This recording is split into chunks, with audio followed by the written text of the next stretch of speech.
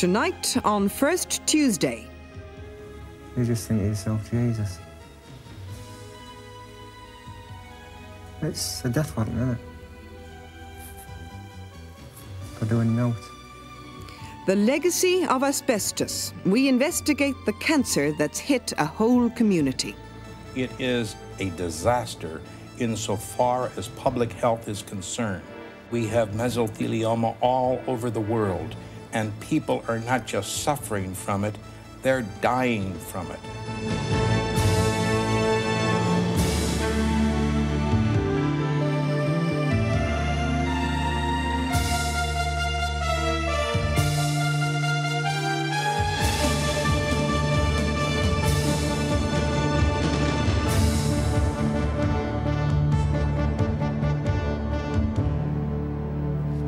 Good evening. 6 years ago, Yorkshire Television showed a documentary about Alice, a worker in an asbestos factory who died from the asbestos-linked cancer mesothelioma. Alice, A Fight for Life, was a powerful indictment of the asbestos industry and speeded up the introduction of safer working conditions. But tonight, we're going to take the story a step further. We're going to look at the effect of asbestos on people who've never worked with it, people who've just breathed the very air and paid dearly for it, like one small community only a mile from our studios here in Leeds. Later, we'll be talking to John Battle, the Leeds MP, who's raised the issue in Parliament in the last few days. But first, the price of living near a factory which was just too close to home.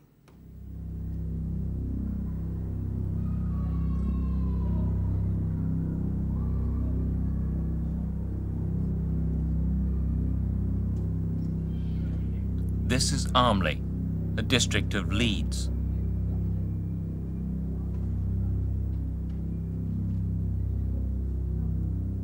These streets harbour a tragedy which for years has remained hidden. A tragedy which has scarred a community and which will continue for years to come. It's a tragedy which has implications for public safety in Britain and around the world. The story begins 70 years ago. Surrounded on all sides by terraced houses, this factory began a new industrial process. From this modest setting, a thriving international business was to develop. Its products sold in 60 countries around the world. J.W. Roberts Limited employed 225 workers. It paid good wages, but it left the people of Armley a bitter legacy. For the factory was using a deadly raw material, asbestos. Mother was what they call a mattress maker, not the sort of domestic mattress, but mattresses which were put into boilers, ship funnels, and she was responsible for filling the mattress with asbestos and sealing it. And that's all she did. Every day, day in, day out, for the time that she worked there. There's no doubt about it, there was asbestos dust everywhere. When I used to meet Mum coming out of work, the men that were coming out of the factory were covered in asbestos dust. They had white dust on their eyebrows, on their hair, on their shoes, on their clothes. It was a very dusty place, and you could see on the outside of the building, they had sort of cages covering the windows, wire mesh type, and which were just covered in asbestos dust. For some workers, that dust was lethal. Kathleen Haywood contracted a rare cancer, mesothelioma. Its only known cause, asbestos.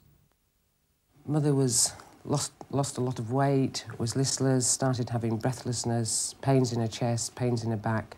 We subsequently, after Mother's death, was told that death was due to mesothelioma due to the inhalation of asbestos dust, and that the lungs, the lining of the lungs were full of asbestos dust, and the lungs themselves were full of asbestos dust, and that there was nothing that they could have done to help her. And during the illness, we were told that all they could do to help her was to try and release some of the pain, release some of the fluid that was building up, and make her death as comfortable as possible. The risks to asbestos workers are now well established. But the tragedy of Armley was not confined just to the factory. The lethal dust was escaping, blowing into the surrounding streets and houses. Children played in it. As a kid, well, over here there were a loading bay, and they used to back the wagons down and leave the sacks over the weekend, you know. And as kids, we used to jump on them. It was good fun, they were good. But we didn't realise what the dust were causing, you know, because everything was full of dust. In the backyard, it was never ending. It used to go on and on, you know, all day long. There was asbestos everywhere. Asbestos dust and asbestos fibres, and it would be abused to eat it. But we didn't used to give it a second thought because it was with us all the time we were here. We would live with it. We just didn't think it was doing any damage. The factory closed in 1958. Asbestos fibres can still be found in Armley today. In a house 250 yards away from the factory, we arranged for samples of dust to be taken from the loft. The samples were taken to a laboratory to be tested by a professional analyst. 30 years after the factory closed, he found that the dust from the house contained traces of blue asbestos fibre, the same type used in the factory. I'm not surprised to hear that there are traces of asbestos dust in the lofts of houses surrounding factories, because we know that these sorts of factories have allowed a lot of dust to escape into the general environment. Asbestos is a pretty indestructible material, and so it will hang around in nooks and crannies, and therefore you will find traces of it in places like loft spaces if the factory has been a dirty one and has allowed dust to escape from the factory chimney or from wherever.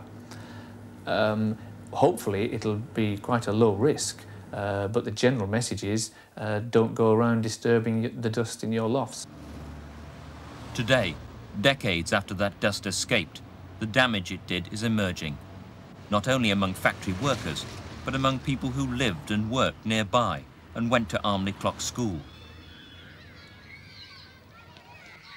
Because the asbestos cancer, mesothelioma, can take up to 50 years to develop, the full scale of the Armley tragedy is only now being realised. In 1978, Ron Hubie died from mesothelioma. All he did was just to live at 32 Anxie Towers, to play in the street, to go to Armley Clock School and to play there, and then to grow up and to be struck down with this disease at 48 years old. I think he would definitely have been, you know, to get this disease for something he hadn't done by just living there, by just growing up. I think he would have been very, very bitter. In 1985, Doreen Powell died. As a girl, she stayed with her aunt, a worker at the factory. 35 years later, her doctor diagnosed mesothelioma. She said, there's no way that I can put it to you any better or easier. I'll make it easier for you, he said, but she unfortunately has mesothelioma, which is a terminal illness, and he says she would have approximately 9 to 12 months to live. And if I had any plans, I was to make them now. It was such a shock. I just fell apart at the time, and I very well remember going out into the car park, and I think I sat for about 1 hour and a half or probably 2 hours in the pouring rain in the car because I was unable to control myself enough to drive home. And I felt suicidal, in fact, and I think it's only my children looking at them and thinking, well, I just can't leave them to fend for themselves, and that brings you to your senses and you continue to fight it and get over it that way. It just destroys you. And I think, to be quite honest with you, at that particular time, part of me died there and then, and I think that's the best way I can explain it. The Armley death toll continues to grow. For 20 years, people who lived in the streets around the factory, but who never worked there, have been dying of mesothelioma. 1969, Doris Young, her husband worked at the factory. 1970, Nellie Kirby, her father worked there and brought dust home on his clothes. She died aged 42. 1982, Margaret Ibbotson, she worked at the local co-op. Also in 1982, May Gelder, she lived in Salisbury View, 200 yards from the factory. 1983, Agnes Whelan, she used to walk past the factory on her way to work. Also in 1983, Cliff Bamford and his two brothers, they lived in a house adjoining the factory, all dead from mesothelioma. 1986, Mary Sheard lived a mile away, but she worked in a mill directly opposite the factory. Also in 1986, Hilda Rush, she lived just 3 streets away. 1987, Brooke Orty, a former pupil of Armley Clock School. Also in 1987, Derek Newton. He left Armley when he was 16. He too died of mesothelioma. 1988, Fred Langton. He lived in Salisbury Terrace, just 250 yards from the factory. Arthur Slater. He lived in Salisbury Road. Both his parents worked at the factory. All 3 have died of mesothelioma.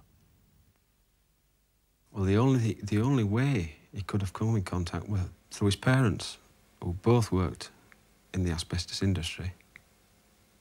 And I think when they've come home on a night time, taken their clothes off or combed their hair, that asbestos has got into the atmosphere and got into my father's lungs. Doctors at Leeds Chest Clinic confirmed that asbestos contamination in Armley had caused cancer. There have been quite a number now in this city that have no history of working with asbestos, but who have a history of environmental exposure in their childhood or early adult life. And relax, okay? Those deaths were all due to mesothelioma, a cancer of the lining of the lung or abdomen. Asbestos is the only known cause. Once it has been diagnosed, death is likely within 2 years. Well, there is no treatment. There's no treatment in the sense that is of cure. There's treatment in the sense of relieving symptoms and palliating the patient and enabling them to live as good a life as possible, but there's no cure for this. Mesothelioma has a latency of 30, 40, sometimes even 50 years before it appears. So this is the result of exposure that occurred a long time ago. We investigated the scale of the tragedy in Armley. In the immediate vicinity of the factory, we traced 14 deaths from mesothelioma, a disease so rare it normally affects 1 person in 300,000. But here, 14 dead in a neighbourhood of about 3,000, 70 times the expected rate. But this isn't the full story. We found even more deaths among people who passed through the area every day or just worked nearby. The latest total, 28 deaths from mesothelioma, 28 all with Armley connections. The Leeds coroner believes more have gone unrecorded. The 28th victim was Constance Chapman, mesothelioma sustained over many years' exposure to asbestos due to living near the Roberts asbestos factory in Armley, Leeds. Mesothelioma is increasing worldwide among asbestos workers, but our findings of cases in the community shocked one of the world's top lawyers in asbestos litigation. It is a disaster insofar as public health is concerned. Mesothelioma was once regarded as a rare disease. Now today we have mesothelioma all over the world, and people are not just suffering from it, they're dying from it. So statistically, that's a very, very significant loss of life. It's an insidious fiber. It gets into our lungs, and it insults the soft tissues of the lungs. It interferes with the mechanisms that are provided by nature to permit us to breathe. And there is a long period from the time that you are injuriously exposed until you suddenly realize that you can't breathe normally. You might be walking up and down stairs. You might be carrying packages in from the car to the house, and you suddenly are out of breath. It's a progressive disease, and ultimately it can cause death. Although 28 have already died in Armley, the tragedy continues. At 42, Peter Waddington also has mesothelioma. He had brief contact with asbestos when he was an electrician, but his doctor believes he's got cancer from playing in the asbestos dust around the factory when he was a child. I remember that as being a bit of a novelty because of the dust that always surrounded it. And I think sometimes if the wind had been blowing and it drifted it up like snow, it was quite thick in places. And I have recollections of actually drawing in it. We probably thought it was quite good fun. They found that I was well advanced with mesothelioma. Well, I didn't know what that was at the time. They removed a great portion of this through the operation, but they said that some couldn't be removed because it was on the other organs which they couldn't operate on. And it was 6 weeks later before I was examined again at the chest clinic, and then I was told the complete story, that there was no treatment for it, and that the average life expectancy would be about 2 years, maybe a bit longer in my case, being a bit younger and fitter. Well, I said that it was caused by asbestos, and there was no other known cause, which surprised me somewhat, because I didn't think I'd been exposed to that much asbestos as compared to a lot of other people. At the age of 42, John Kennelly was told he too was dying of mesothelioma. When he was a child, his mother, a worker at the factory, brought asbestos dust home on her clothes. This was his only known contact. She just told me that she used to come home covered in white dust. People used to remark on her way home, like, you know, that she'd come through the market, presumably doing the shopping and what have you. And people would say, is it snowing outside, you know, being sarcastic, I suppose. And, of course, we only lived in a back-to-back in them days, 2 and 1 down. And everything was practically done in the one room. And I assumed that she would come home, like, hang a coat on the back of the door. And I can remember as a kid, like as kids would, laking about in the room, throwing my mother's coat over the top of me. That's how I presume my parents sort of picked it up. Gradually it just unfolded, like, and the doctors coming and asking me, said, have you worked with asbestos? So I says, no, never. I said, I've been a wagon driver practically most of my working life, like. So I'd go away. I mean, I think I remember him coming back 2 or 3 times asking me about this asbestos job, and I still didn't make any connection, because I'd never worked with it. So I says, oh, we found out. So I says, yeah, he says, we found a tumour. He says, it's not a particularly nice one, neither. So that penny didn't drop with me, like. So he goes talking, and then all of a sudden it just hit me. And I said, wait a minute. I said, are you telling me I've got cancer? When I'm out with dog, it might just come over me, like, just hit me. What is wrong with me? And you think, Christ, I don't know. I don't really know. You just think to yourself, Jesus. It's a death warrant, isn't it? For doing naught. John Kennelly is suing the company which owned the factory. They're Turner & Newell, since 1920, a world leader in the asbestos industry. At the time the Armley factory was operating, they received warnings that asbestos might cause lung cancer. In 1943, they and other companies sponsored research in America into the health effects of asbestos. They employed leading scientist Dr. Leroy Gardner. Well, Gardner was one of the top experts in the United States about lung diseases caused by dusts like asbestos and silica, and he had been sponsored to do research on asbestos by a consortium of asbestos companies based in the U.S., including Turner & Newell's subsidiary company called Keesby and Madison. Gardner was interested in confirming whether or not asbestos caused cancer of the lung, and he let some animals live to a sufficiently long period of time that he could see whether they would develop lung cancer from their asbestos exposure. Dr. Gardner's experiments gave alarming results. 81% of mice which inhaled long fibre asbestos got lung cancer. Well, the companies liked some of the things that Gardner found, but they didn't like the stuff about cancer. And they were in a position to completely censor anything that he published. Under his contract with the companies that sponsored the work, he was not in a position to publish anything about his research unless they approved of it. It meant ultimately that they could have several % of the deaths of their employees, maybe as much as 10 to 15%, laid at their doorstep in the form of compensation claims.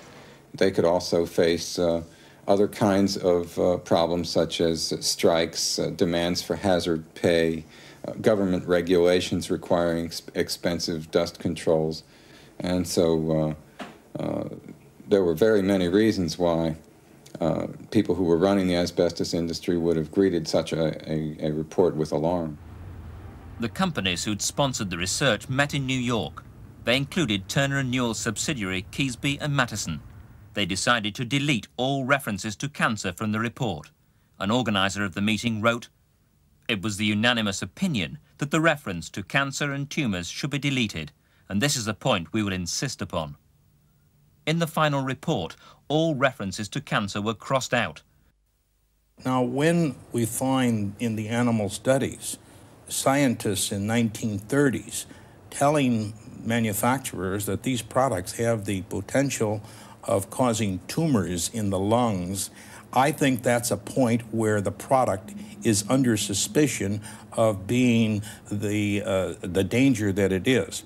It is not sufficient for a manufacturer to continue to produce the product when he's already been alerted that the animal studies show that the product is causing danger, and quite frankly, to sit back and wait until science determines the point of probability or that it's firmly established, and to let the mound of victims continue to develop.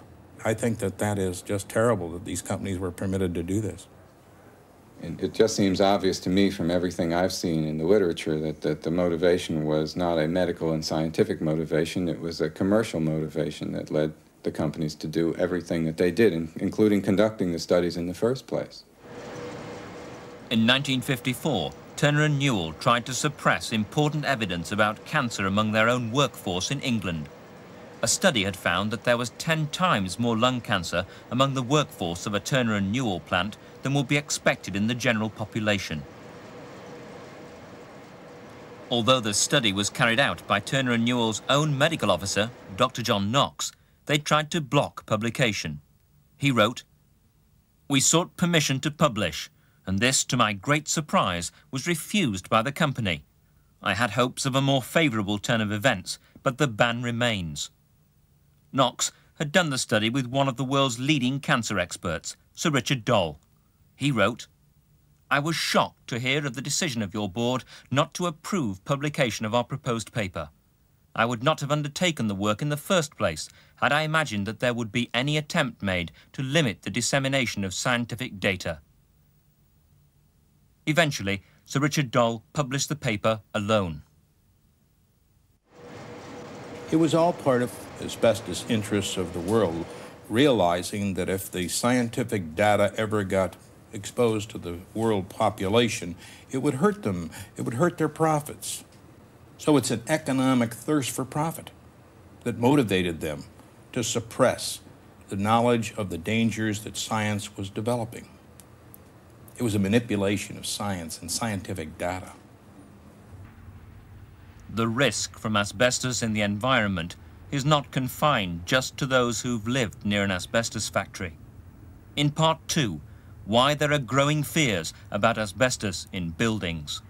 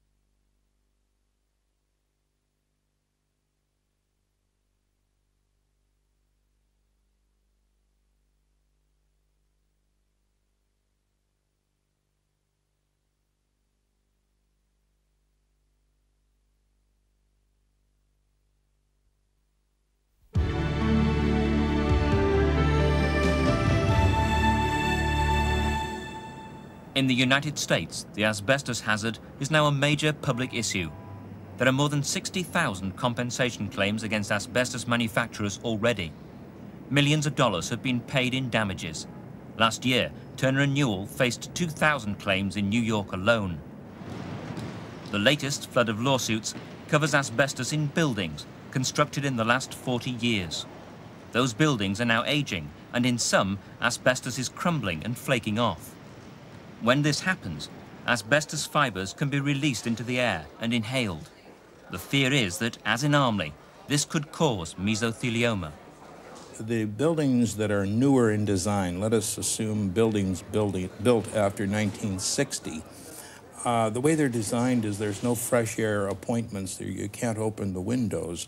So these closed environment buildings that contain asbestos as a fireproofing agent, yes, I think are dangerous buildings. The federal government found 44 of ours to be seriously contaminated with asbestos. One of those contaminated buildings is in Cleveland, Ohio. It's in this city that an entirely new category of asbestos victim has emerged. In a remarkable test case, fought over 6 years, the courts accepted that asbestos used in the structure of buildings could endanger the lives of the people who worked there.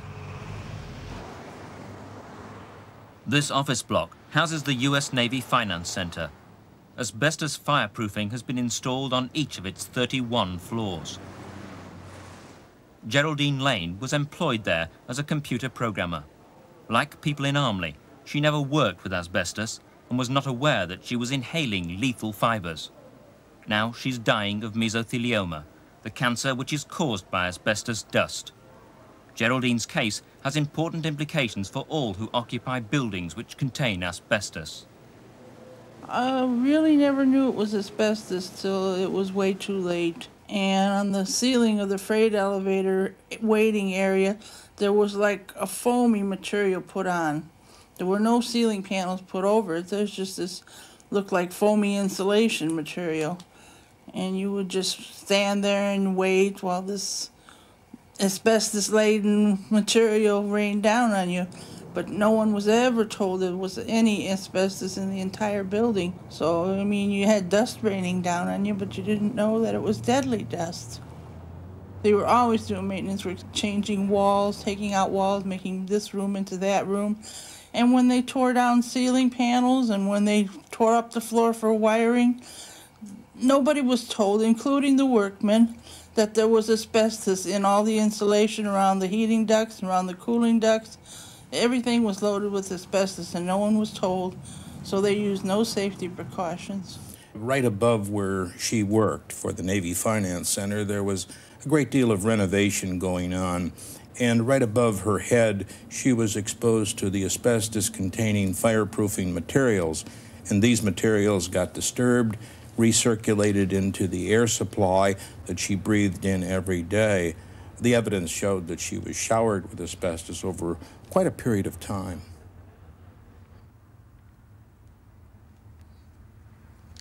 The fear that there could be more cases like that of Geraldine Lane has prompted the owners of buildings containing asbestos to sue the manufacturers for the cost of removing it. At the Chase Manhattan Bank headquarters in New York, asbestos fireproofing was sprayed on all 60 floors during construction. This material, called sprayed limpet asbestos, was developed at the Turner & Newell factory in Armley. Chase are now suing for £100 million. This building was built in the late 1950s, early 1960s. And at the time that it was built, the fireproofing that was used was sprayed limpet asbestos, which was thought at the time to be one of the most efficient and effective fireproofing substances. And as we all know now, the asbestos component of that sprayed limpet is a hazardous substance. And over the course of the years, the asbestos fireproofing has started to delaminate, that is, to flake and to peel down from the ceilings onto the suspended ceilings, and that basically creates asbestos fiber dust. The problem that creates for us is protecting our workers, our office workers and our maintenance workers, from the hazard that presents. We take a great deal of effort to control it, to assure that it doesn't in fact migrate from the areas above these suspended ceilings down into work areas. And when in fact we have to go into the areas above the suspended ceiling to work on ventilation or wiring or whatever, normal maintenance, we have very extensive procedures to protect our maintenance workers. They have to wear masks. Depending upon the level of the intrusion into the work area, they have to seal off the area, a variety of things, which are largely now a matter of governmental regulation. I think it is an obligation of the building owners to verify the level of asbestos dust that is coming into the heating and ventilation systems, particularly as the building ages, maybe 20 years after its completion, would be a critical time to do some air testing. The air in this building is constantly tested since the discovery of flaking asbestos. It's the Prudential Insurance headquarters in Boston. It would cost £500,000 a floor to strip it out. Like the Chase Manhattan Bank in New York, the sprayed asbestos came from Turner & Newell, and the Prudential are also suing for £100 million. But it's not just the big corporations who are suing the asbestos manufacturers. Geraldine Lane has won £400,000 in compensation from US Mineral Products and other American companies which made and installed the asbestos in the building where she worked. Much of the money has gone on insurance, medical and legal costs, but she believes her fight has been worthwhile because of its impact on the asbestos industry. She hopes others will follow her example. My case alone won't hurt them. They have a lot of money. The money they made off the asbestos that's killing me is 10 times, 100 times what they've paid me. But if people in England and people everywhere that have gotten killed by this stuff or had a death sentence from it, they need to all stand up and protest too. Take the money away from these companies, then they won't be profitable to make asbestos anymore. It's worth the fight. I'm glad. I told my kids, I said, if nothing else, I'm going to live long enough to see that company pay. Because they told me when I first got this, the average life would be 5 years. Well, I'm going on 8 years now, and I stuck around long enough to make sure that that company paid for the wrong that they did. And I want other people to do that too and stop that asbestos stuff. It's deadly. They know that. I think I've said all I could when I took some money from them. I think that's the only words that they hear is what's on their ledger books. I'm in constant pain. I take a lot of drugs, but you can't take too many because they'll put you to sleep. And I don't want to spend the rest of what time I have asleep in bed. I rest so much now, I get sick of it.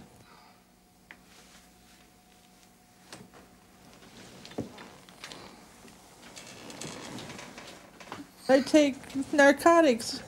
I'm up to narcotics, and I'm up to large doses of narcotics. And the first thing I do in the morning is I have to take some pills, because otherwise I can't get out of the bed. I can't get to the kitchen. So I take my pills the first thing in the morning. I take some water by the bed and take some of my pills, and then I just lay there and wait till the pain subsides enough so that I can get out of bed. And that's how the day goes. I know that I've got 3 tumors in my right lung. They already took out 3. There's 3 new tumors in my right lung. One that's at the entrance to the air to the whole right lung. If that one grows large, it cuts off the air to the whole lung. I have a half a tumor in my spinal column. They weren't able to reach it all. They only took half out. So the other half is still growing. And then I have a lot of it in my hip and in my left leg. And it's in the bone, so that's beyond help. There are no chemotherapy drugs, there are no radiation drugs that will help. And just in December, I just had a tumor removed from my brain. It hadn't done any damage yet, and they gave me radiation. But this cancer has never responded to radiation, so I don't know. There could be another tumor growing somewhere in my brain, but the one that's in my back and in my leg and in my hip prevents me from walking around and leading a normal life. And I live with the fact that every day I'm that much closer to being crippled and die. And my kids live with this. They have to live with the fact that their mother's dying right in front of their eyes. And they cry. So. In Britain, as in America, there's the fear that asbestos in buildings could be a health hazard. There is a great deal of asbestos in most public buildings. Those that were built between, say, 1930 and perhaps 1970, most of them will have had some asbestos in them somewhere. Insulation around the heating systems, insulation for fire doors, ceiling tiles, behind radiators, roof spaces, structural steelwork sprayed with asbestos coatings, all that kind of stuff. So it is a huge problem in this country. The Inner London Education Authority has recognised that problem.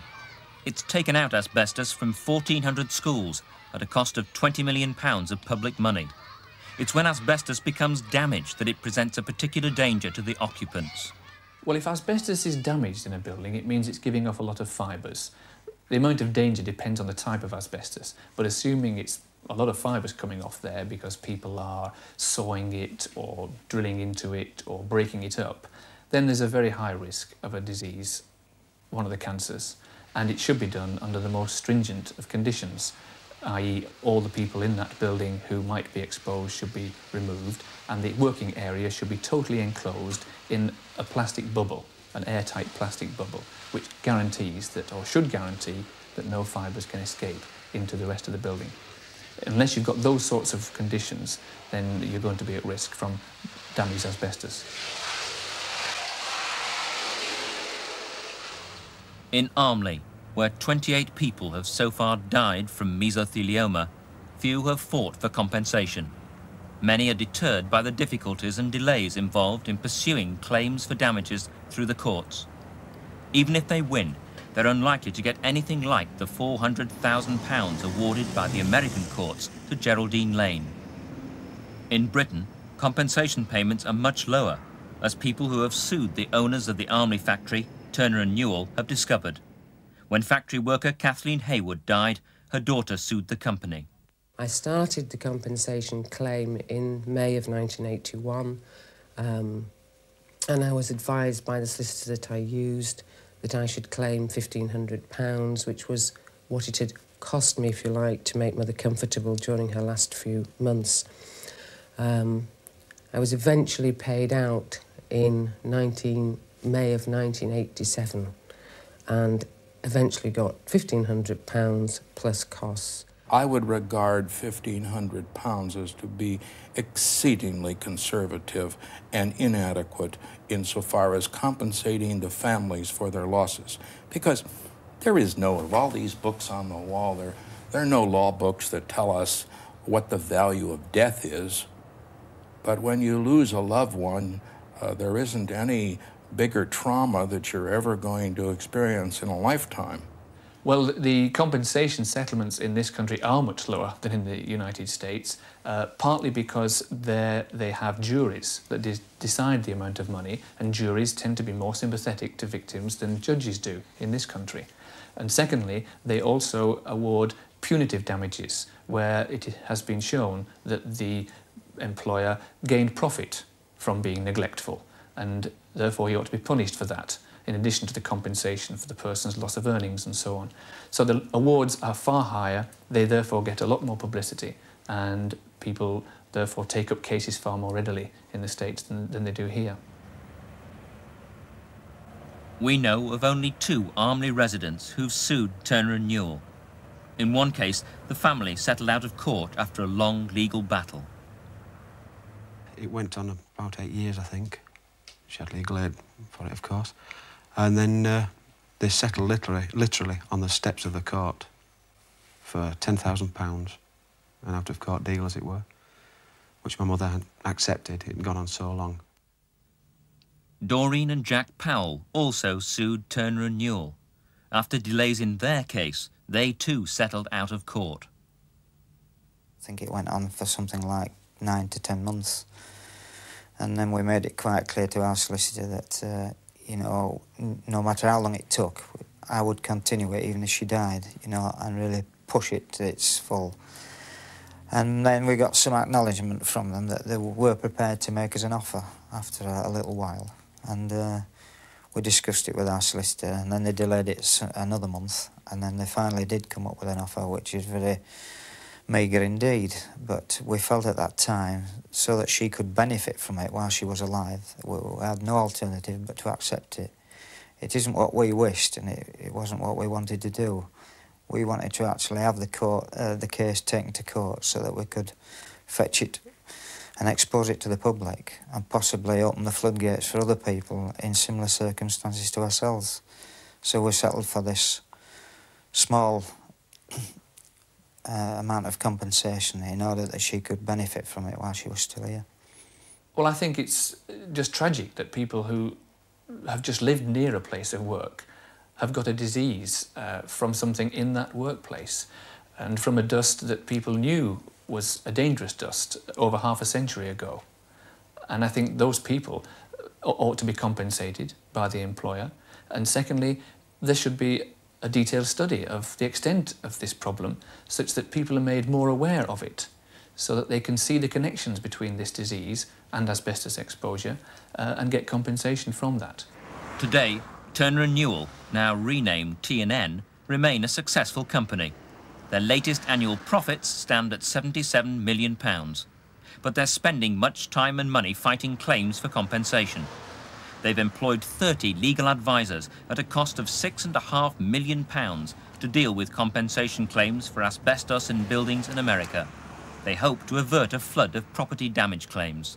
Turner & Newell, being the world predominant corporation, has the most responsibility to address the world problem of the epidemic caused by their products. And it's a worldwide health problem.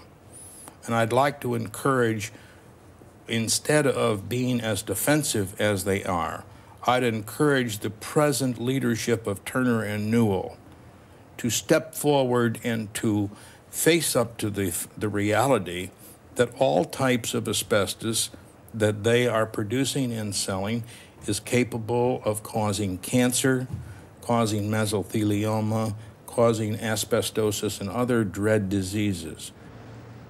We asked Turner & Newell to take part in this program.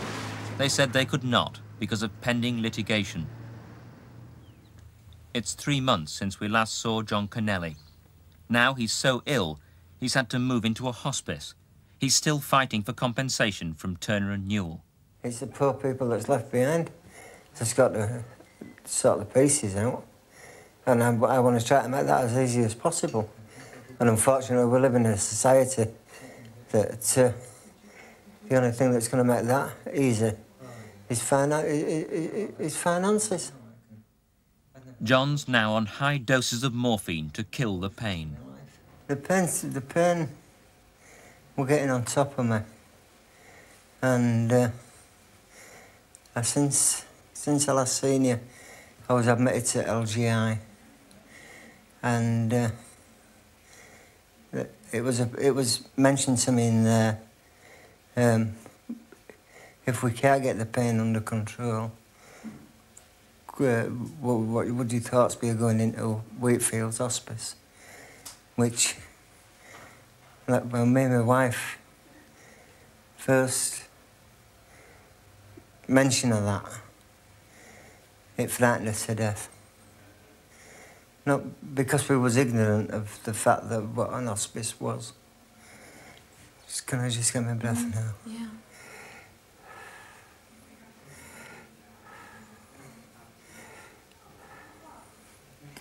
And being ignorant of that, and the doctor explained it to me that it isn't terminal patients that are sent to these places, but they are also very good at pain control.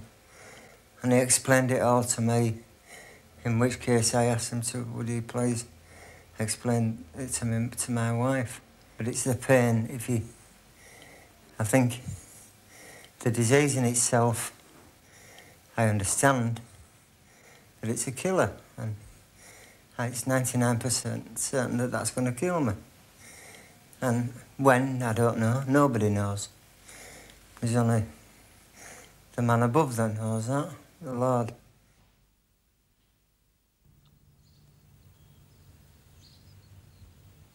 A week after that interview, John Connelly died. He leaves a wife, Carol, and 2 daughters. Carol is continuing the legal action against Turner and Newell, who are denying responsibility.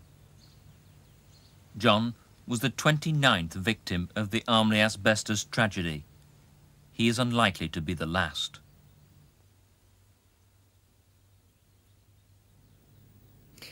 Well, as a result of our findings, Leeds Environmental Health Department are now calling for a full inquiry into what's happened in Armley. Indeed, local MP John Battle took part in an adjournment debate last week in which Patrick Nicholls, the Junior Employment Minister, urged people to take legal action. I can fully appreciate, of course, that compensation for people whose health has been affected by circumstances like this really represents a very grave and major problem. And equally, it has to be said that nothing that I can say can make up for the loss of good health or the suffering and death of a husband or a wife or a parent or a child. And of course, it's possible that the families of those who have died as a result of living near an asbestos factory may be able to obtain compensation by claiming damages at civil law. And if by any chance there are any of the honourable gentleman's constituents who haven't already yet done so, I really would urge them to take up legal advice. Well, indeed, the local MP, John Battle, who raised the issue, is in studio here with us now.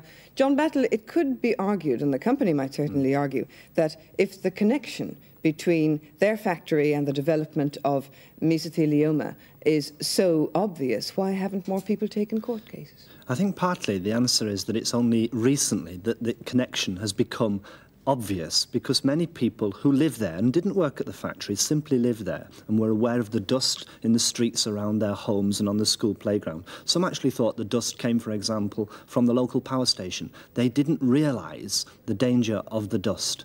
And then I'd have to say, people didn't also realise the dormant period for this terrible disease, that it could be dormant, it could strike early, but it could last a very long time.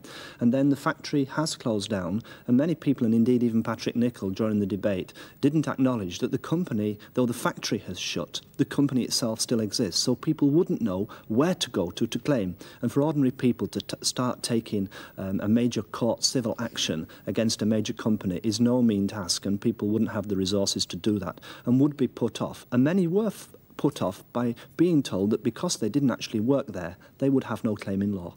And that's not a problem. Not having actually worked there isn't going to be a problem. I think that because now it's clear that mesothelioma is a disease that's caused by the dust, and what is absolutely clear from all the eyewitnesses' accounts is that the dust was on the streets nearby, and what is known at the time in the 1920s and 30s, questions were raised about that dust inside the factory.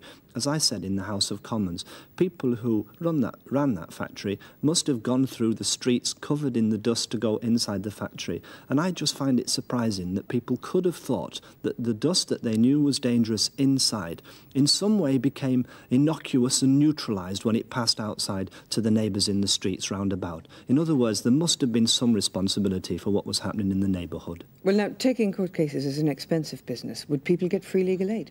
If they, in a sense, legal aid is means tested, and they would have to qualify in the usual way for legal aid. But I think what's needed is the backup support, the evidence to be put together to support an individual case. And that does mean looking at all the contemporary scientific and medical evidence. And in fact, coroners in the 1920s, one coroner went into the factory to say he wanted a medical inquiry to find out what was going on. That evidence needs to be turned up, as it were, to support cases now. John Battle, thank you. Well, we found 29 cases of people who died from mesothelioma.